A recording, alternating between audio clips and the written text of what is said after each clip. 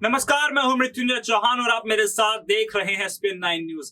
बात करेंगे उत्तर प्रदेश के विधान परिषद चुनावों की, जी हां, एमएलसी चुनावों की, जहां पर अगर आजमगढ़ की बात करें, आजमगढ़ में जहां पर एक निर्दलीय प्रत्याशी ने जीत हासिल कर ली है, बीजेपी को कड़ी टक्कर दी, समाजवादी पार्टी को कड़ी टक्कर दी और ऐसा देखा गया कि एक निर्दलीय प्रत्याशी ने इतनी बड़ी बड़ी पार्टी को धूल चटाकर रख दी। और ऐसा नहीं, बहुत अच्छे खासे अंतर से उन्होंने धूल चटाकर रख दी। हम बात करें विक्रांत सिंह रिशु की, जी हाँ, विक्रांत सिंह रिशु निर्दलीय चुनाव लड़ते हैं। निर्दलीय चुनाव लड़ने के बाद वो समाजवादी पार्टी को टक्कर देते हैं।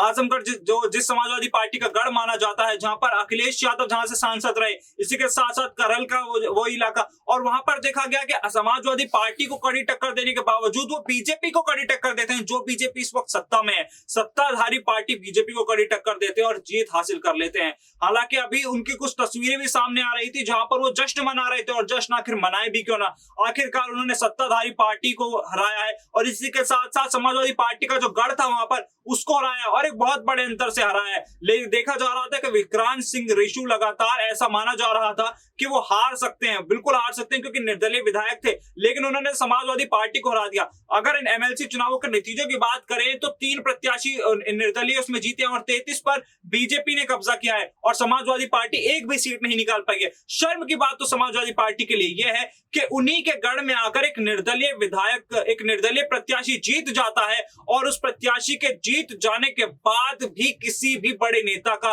कोई बयान सामने नहीं आता, कोई बड़ा नेता इस बारे में कोई बात नहीं करता, समाजवादी पार्टी का कोई नेता हार की जिम्मेदारी नहीं लेता। 36 का आंकड़ा इस बार उत्तर प्रदेश में माना जा रहा था, क्योंकि 36 का आंकड़ा था समाजवादी पार्टी और बीजेपी के बीच में। दोनों पार्टियों में कड़ी टक्कर इसलिए भी मानी जा रही थी क्योंकि सबसे बड़ा विपक्षी दल इस वक्त समाजवादी पार्टी उभर कर आई है और बीजेपी सत्ता में है। लेकिन इसी बीच जो 3 प्रत्याशी हैं, 3 प्रत्याशी जिन्होंने जीत हासिल की निर्दलीयों के तौर पर, अगर उनको देखा जाए, उन्होंने जिस तरीके से वोट अपनी तरफ की, जनता का भरोसा जीता, तो कहीं ना कहीं इस बार देखा गया कि आजमगढ़ में खासकर अखिलेश यादव पर बड़े सवाल खड़े होते हैं, अखिलेश यादव के नेतृत्व पर सवाल खड़े होते हैं। लगातार देखा जा रहा है कि समाजवादी पार्टी और अखिलेश यादव सवालों के घेरे में है, और आखिर हो भी क्यों ना, शफीकुर रहमान बर्क जैसे नेता, आजम खान जैसे नेता बड़े बड़े आरोप लगाते हैं, चाचा शिवपाल जैसे बड़े नेता पार्टी से हाथ छुटाकर दूसरी पार्टी के पास चले जाते हैं। तो ये इसका नतीजा भी कहीं ना कहीं इस नतीजों में भुगतना पड़ेगा, इसका खामियाजा भी भुगतना पड़ेगा।